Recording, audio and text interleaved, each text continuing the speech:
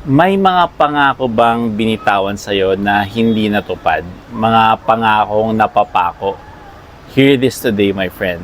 Sabi sa Bible, it is impossible for God to lie. Hindi siya tao na magbabago ng isip. Hindi siya nangangako tapos mapapako. Hindi siya nagsasabi para lang magpaasa.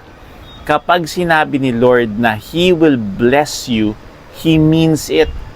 Kapag sinabi niyang He will multiply you, He will do it.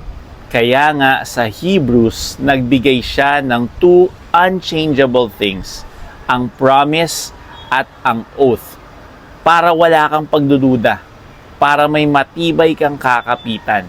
Kung may delay man, hindi ibig sabihin denied.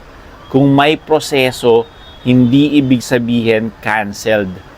God cannot lie, and His word over your life will come to pass.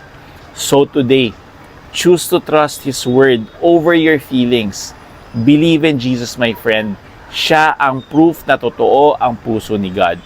Speak this with faith. God cannot lie. His promises over my life will happen. Check my profile showcase for recommended books to fill your mind with good things. Subscribe to support this mission. Comment this declaration, I trust God's word, no turning back. Blessed to be a blessing. God bless.